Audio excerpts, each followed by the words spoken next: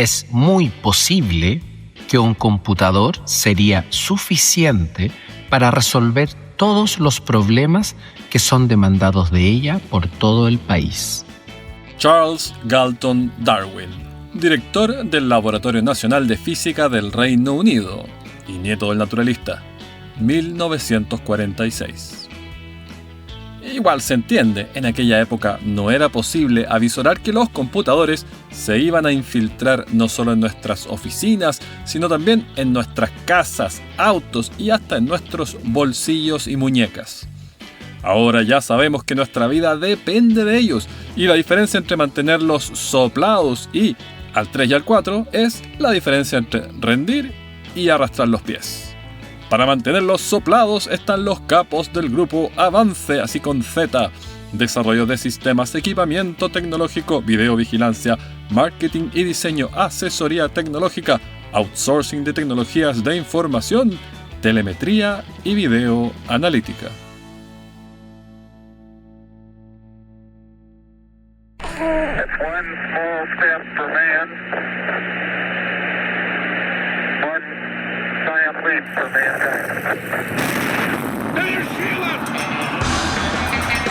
Esto es Historia Freak, donde toda historia tiene algo de historieta.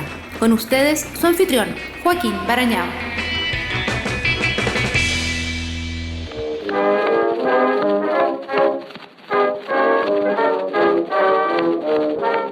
¿Cómo fue que el rincón meridional de una isla no demasiado impresionante terminó por arrebatarle a los mongoles el título del imperio más grande que ha conocido la humanidad? El salto al estrellato hunde sus raíces en las incursiones de conquista, en las instituciones forjadas a lo largo del siglo XVII y en la Revolución Industrial.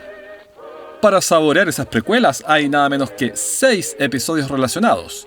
Basta con googlear Podcast Resistencia Freak. Y a partir del siglo XVIII, la trayectoria discurre más o menos así.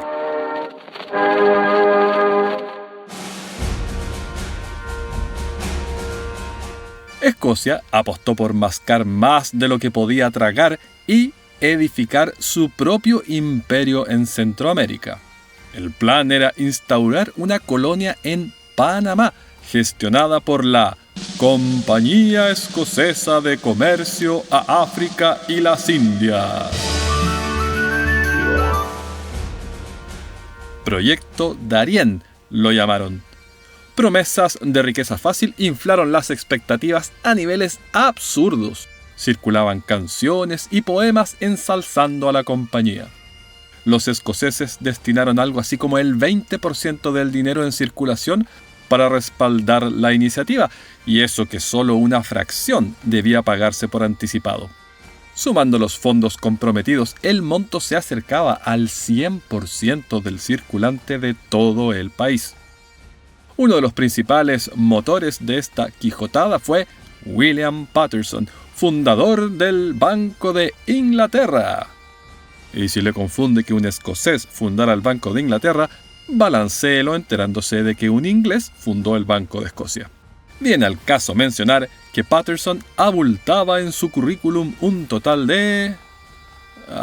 déjeme rechequear las cifras... 0 viajes a Darién. 5 barcos y 1.200 esperanzadas almas zarparon en 1698 rumbo a América. Fue patético. La hambruna en Escocia impidió aprovisionarlos de forma adecuada. El mal clima, la malaria y la proximidad con las colonias españolas, que reclamaban las tierras como suyas, obstaculizaron más las cosas. Tan poco olfato comercial exhibían que, de acuerdo al menos con un contemporáneo que desertó, la mercancía para negociar con los nativos contenía sombreros escoceses, peines, 1.500 Biblias y 200 pelucas para empolvar. Solo uno de los barcos logró volver a Escocia. Por desgracia, no recaló a tiempo para evitar el zarpe de una segunda flota que partió a averiguar qué carajo había ocurrido con la primera.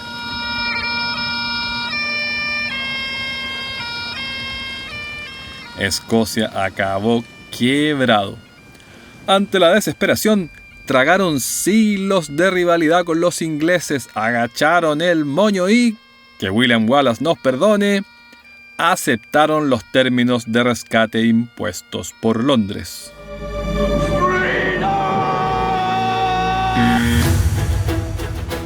Fue el empujón final que faltaba para unir ambas naciones, un asunto que los ingleses anhelaban hacía rato y no siempre en son de paz.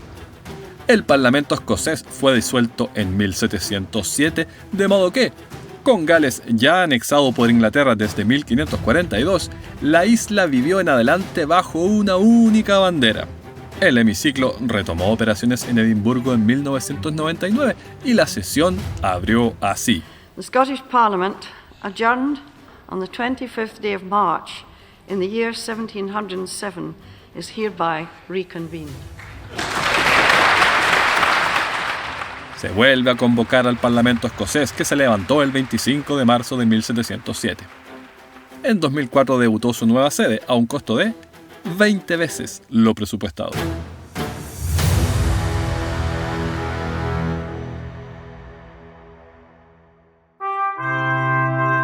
Ana Estuardo, mujer de 17 embarazos y 0 hijos supervivientes al año y medio, se convirtió en la primera soberana de esta nueva unidad territorial llamada Reino de Gran Bretaña, un siglo antes de la adición de Irlanda y el nacimiento del Reino Unido. La fusión volvió obsoletas ciertas disposiciones, tales como las leyes puritanas de Cromwell, aunque ciertas incompatibilidades palmarias siguen vigentes. En York, aún es legal asesinar a un escocés dentro de las murallas de la ciudad antigua, siempre y cuando lleve arco y flecha. Ana fue sucedida por Jorge I en 1714. Con él, la monarquía fue disminuyendo su poder y comenzó la transición hacia el sistema de gobierno que hoy nos es familiar, en el que un parlamentario asume la jefatura del gabinete. El esquema de naciones constituyentes amojonó y hasta hoy admite un grado de autonomía atípico para subdivisiones político-administrativas. Escocia, por de pronto, mantiene como animal nacional al unicornio. De hecho, incorporaron uno al escudo de la monarquía, ese que tiene su lema en francés, como vimos en el episodio 5. Está encadenado, a diferencia del león inglés, porque se suponía que los unicornios eran bestias peligrosas en grado sumo. Más visible reflejo de estos juntos pero no tan revueltos son las selecciones separadas de fútbol y rugby, arreglo que solo se explica por tradición y que llevan a muchos a creer erróneamente que Inglaterra, Escocia, Gales e Irlanda del Norte son países en circunstancias de que nunca habrá una embajada de Inglaterra ni un representante de Gales ante la ONU. La fusión, desde luego, no acabó de golpe con roces multicentenarios. 4 décadas después de la fusión, el himno nacional británico, God Save the King, o Queen, dependiendo de la entrepierna del monarca, incorporó la siguiente estrofa aún vigente. May his sedition hush, and like a torrent rush, rebellious Scots to crush, God save the King.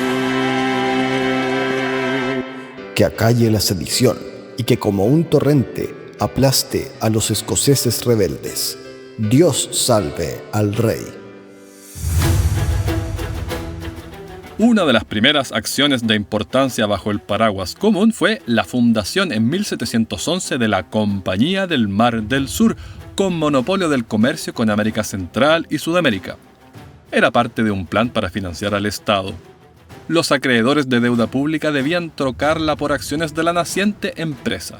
A cambio, el gobierno concedía una renta perpetua que se distribuiría como dividendos. Sobrevino una insólita burbuja especulativa por las acciones, aun cuando los derechos exclusivos regían sobre territorios que seguían bajo pleno dominio español y portugués. Se vendieron a lores y campesinos, algunos bajo la asombrosa descripción de una empresa para llevar a cabo una tarea de gran conveniencia pero que nadie sabe qué es. El precio de la acción se multiplicó por 10 en cosa de meses y con la misma velocidad se desplomó a menos que el inicial. Honorables parlamentarios exigieron que los banqueros responsables fueran atados en sacos llenos de serpientes y arrojados al turbio Támesis, en emulación de la Lex Pompeia de la antigua Roma. Newton, uno de los muchos que invirtió, perdió unos 3,6 millones de libras en plata de hoy y comentó con desazón cómo podía calcular el movimiento de las estrellas, pero no la locura de los hombres. La Compañía del Mar del Sur sobrevivió al vaivén bursátil y varios ejecutivos acicatearon una guerra para favorecer sus intereses. Casi desde la fundación de la empresa, que España les permitía vender esclavos africanos en sus colonias latinoamericanas, pero no otros bienes. Los británicos, naturalmente, aprovechaban esa fisura en la muralla comercial hispana para contrabandear lo que fuera. En 1731, el capitán Juan León Fandiño apresó una nave capitaneada por Robert Jenkins, de regreso desde las Antillas, bajo sospecha de matuteo de azúcar. Ataron a Jenkins al mástil y le cortaron una oreja con un movimiento de espada. De acuerdo con su testimonio, Fandiño le dijo: «Ve y di a tu rey que lo mismo le haré si a lo mismo se atreve». Luego los españoles saquearon el barco y los dejaron partir. El agravio era un excelente pretexto para movilizar a la población a favor de una guerra que, en caso de rematar con una victoria, expandiría las posesiones coloniales y los monopolios comerciales británicos. 7 años después, personal de la compañía instigó a Jenkins a comparecer ante la Cámara de los Comunes a denunciar esta afrenta al rey. Según se dice, aunque tiene usted derecho a dudar, llevaba su oreja en un frasco. La oposición forzó al gobierno a exigir una indemnización de 19 millones de libras en plata de hoy, pero España respondió que ni en sueños. La negativa supuso un problema para Robert Walpole, el primer británico en quien recayó el título de primer ministro. Aunque en sentido peyorativo, sus opositores lo llamaban así en homologación al tiránico cardenal Richelieu, cuyo cargo recibió ese nombre con objeto de dirigir el Consejo Real francés en 1624. Los propios reyes franceses cayeron en la cuenta de que uno de sus ministros no podía ser más importante que los demás y abandonaron el término. El apelativo fue por años un insulto político. El duque de Wellington advertía que quien quiera que lo llamara así se enfrentaría a un duelo a pistola. El título oficial, y así lo refleja hasta hoy el buzón del número 10 de Downing Street, es Primer Lord del Tesoro. El caso es que Walpole, que había bregado cuanto podía para evitar un conflicto armado con los ibéricos, se quedó ya sin opciones. Estalló así la Guerra de la Oreja de Jenkins, o Guerra del Asiento, como se la conoce en España, por el nombre del documento que otorgaba monopolio comercial sobre ciertas rutas o productos. El vicealmirante Edward Vernon zarpó al mando de una escuadra de 186 navíos. Pronto capturó Portobelo, Panamá. La victoria fue celebrada con gozo en casa. La canción patriótica Rule Britannia nació en conmemoración y debutó en una cena en honor a Vernon. Aún se la oye entre hinchadas futboleras.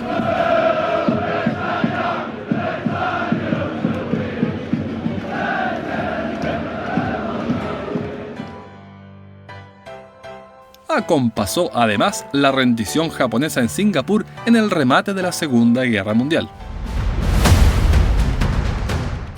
¿Segunda Guerra Mundial? ¿Alguien dijo Segunda Guerra Mundial? Sabía que los soviéticos entrenaron perros para llevar explosivos bajo tanques enemigos, pero que una vez en batalla desconocieron su sonido y su olor a gasolina y prefirieron los tanques propios de sonajera familiar y buque diésel. El adiestramiento terminó saboteando a su propio ejército. Historia Freak de la Segunda Guerra Mundial. Todo lo importante para que entiendas la historia hecha y derecha, y sobre ese bizcocho estructurante glacea una capa adicional de curiosidades a la vez difíciles de creer y rigurosamente verificadas. En julio en librerías.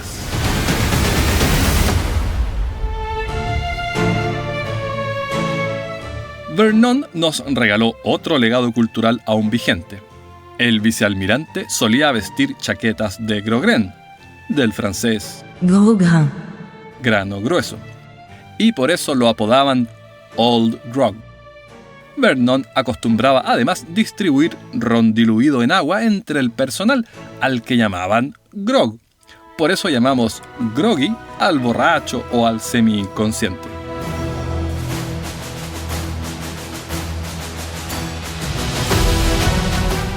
En vista del éxito en Portobelo, los isleños decidieron ampliar el radio de acción. El comodoro George Anson zarpó al mando de 6 buques con el objetivo de importunar españoles en el Pacífico. Ocurre que, 2 veces al año, España enviaba un galeón desde México a Filipinas cargado de riquezas americanas destinadas a comprar sedas, especias y otras delicatessen que luego revendían en Europa y América. Pues bien, la meta número 1 de Anson era capturar ese gran cachalote del dinero. Uno de sus buques, el HMS Wager, naufragó en el golfo que los españoles llamaron de Peñas, hoy Golfo de Penas, aunque solo porque las mejores cartas náuticas eran británicas y carecían de ñ, y no por el arresto de sus aguas y sus efectos en quienes las surcan. Varados en la Patagonia chilena, el grueso de la tripulación se amotinó y enrumbó en pequeños botes hasta Brasil, en una de las más asombrosas historias de supervivencia jamás acaecidas. La mayoría murió de hambre, otros fueron abandonados en la costa argentina cuando fueron a recoger agua y otros se perdieron en un mar embravecido. 29 de los 81 amotinados llegaron de vuelta a Gran Bretaña a contar su versión. Imagine sus caras cuando, 2 años y medio después, 3 de los 8 que dejaron en Argentina volvieron con vida a contar la suya. La desguañangada cuadrilla fiel al capitán fue rescatada del Golfo de Peñas por una tribu de chonos, un pueblo de canoeros hoy extinto.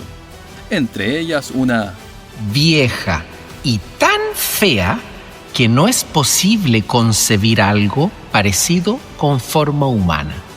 De acuerdo con John Byron, uno de los auxiliados. Guiados por los chonos, recalaron en la isla de Chiloé un día que nevaba. La presencia de náufragos británicos suponía un dilema para las autoridades españolas. Los apresaron y enviaron a Santiago, donde quedaron sometidos a libertad condicional. Byron publicó un recuento del viaje, cuyo frontispicio ilustra sensacionales gigantes patagónicos de 3 metros. Revivía así las patrañas que narró Pigafetta tras la primera vuelta al mundo. El libro narra también cómo una santiaguina calentona le levantó el poncho, su único abrigo, le dio un pellizco feroz y se evaporó entre la multitud sin revelar su identidad. Byron engendró al Loco Jack, de enmarañado carrusel amatorio, quien a su vez procreó al poeta Lord Byron, no menos fogoso. Parte de su currículum erótico incluye oficiar de chichisbeo de la condesa Teresa Guiccioli, es decir, amante y compañero de una mujer casada, por entonces un puesto socialmente aceptado y a veces incluso remunerado en Francia, España e Italia. Siempre estrujando la vida al máximo ante la regla de la Universidad de Cambridge que le impedía mantener un perro de mascota, Lord Byron mantuvo un oso domesticado. Y a lo largo de su vida crió como mascotas a perros, gatos, caballos, cabras, gansos, garzas, águilas, tejones, zorros, monos, cuervos, halcones, pavos reales, gallinas de Guinea y grullas egipcias. Y fue a causa de aquel verano del episodio 107, enfriado por un volcán indonesio, que Lord Byron propuso el concurso que nos trajo Frankenstein. Más tarde se casó, urgido por aprietos económicos, y en breve fecundó a su esposa, a quien durante el embarazo le era infiel a causa de un amorío incestuoso con su media hermana. Entre otras crueldades, como pasarse la noche lanzando cosas al techo para que la embarazada no durmiera. Llamaron a la nena Ada Lovelace, hoy famosa en calidad de autora del primer set de instrucciones para computador. De modo que, de no ser por un puñado de chonos caritativos, Byron no hubiese sobrevivido. Su nieto no hubiera estado ahí para azuzar la creación de Frankenstein y su nieta no hubiese programado el primer código computacional de la historia humana.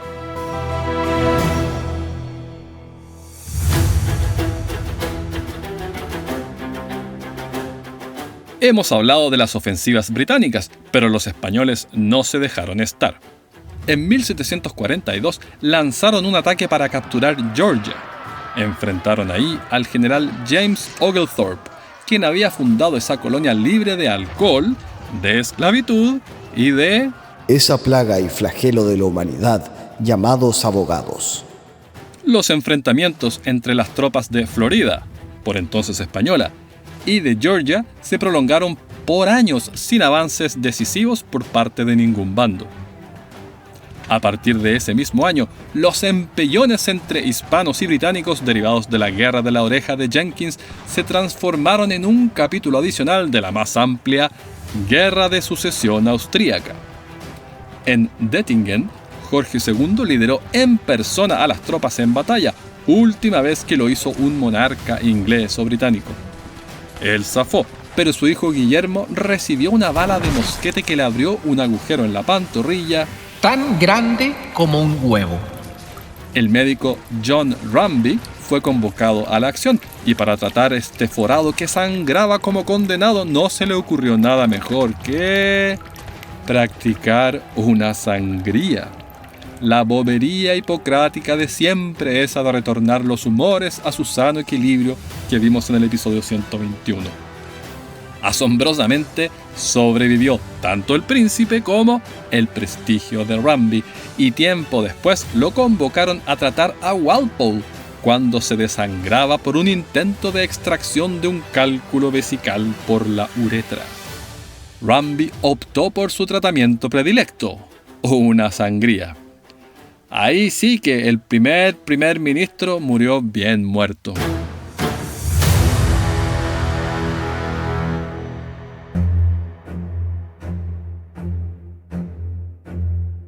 La esposa de Jorge II, Carolina, llamaba a Ramby Blockhead, algo así como cabeza de chorlito, y pese a ello lo escogió para remediar su hernia umbilical. Una intervención de por sí compleja lo era aún más porque la reina era obesa.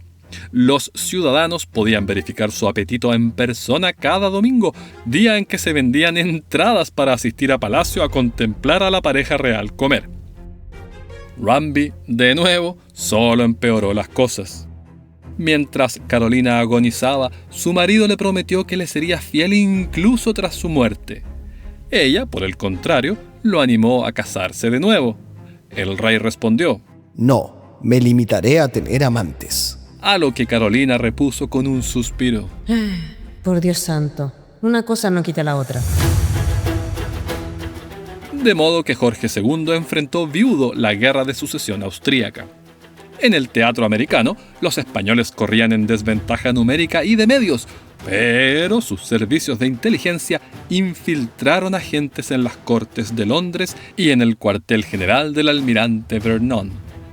Vencieron y retornaron a la situación previa.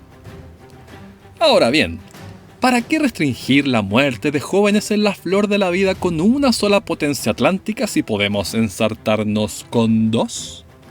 En 1754, en observancia de la inextinguible tradición, franceses y británicos se trenzaron a bayonetazos otra vez más, en esta ocasión en sus sucursales coloniales. No es que fuera la primera vez, claro. Los británicos ya habían tratado de capturar Santa Lucía y San Vicente en las Antillas, y para ello se habían armado con 2 Puckle Guns, una novedad tecnológica diseñada para lanzar balas redondas contra cristianos y cuadradas contra musulmanes. De acuerdo con la patente, ello permitiría convencer a los turcos de los beneficios de la civilización cristiana. No les fue bien a las Buckle Guns y un folleto informaba que los únicos heridos eran quienes poseían acciones del fabricante. La repasada comenzó en respuesta a la seguidilla de fuertes que los súbditos de Luis XV iban levantando en Pensilvania. A medida que avanzaban hacia el sur, expulsaban o capturaban a los comerciantes británicos. En represalia, los isleños emboscaron al campamento francés, mataron al comandante y algunos de sus hombres y capturaron a la mayoría del resto.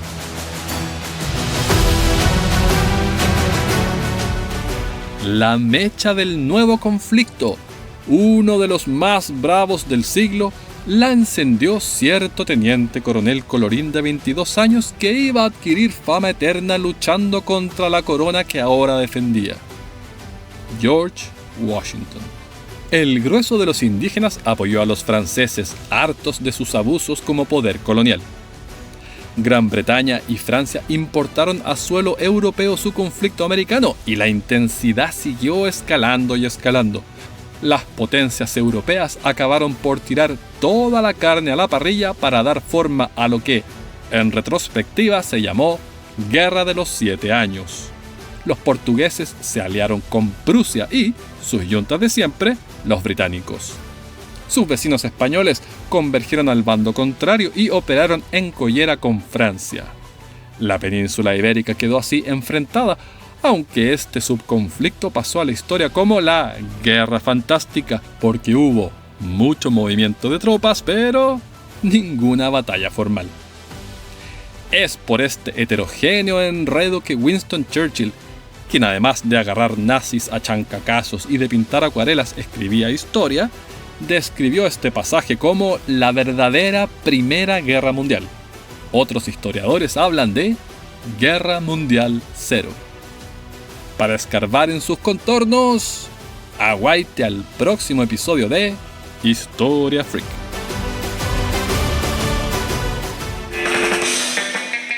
Esta entusiasta incursión sonora cuenta con el apoyo vocal de Mario Hitchfield. Esto fue Historia Freak, escrito y narrado por Joaquín Barañao. Postproducción, Hernán Melgarejo. Las referencias bibliográficas de este y todos los episodios en Historia Universal Freak Extendida. 2.800 páginas desde el Big Bang hasta el presente, a $9.99 en Amazon.com.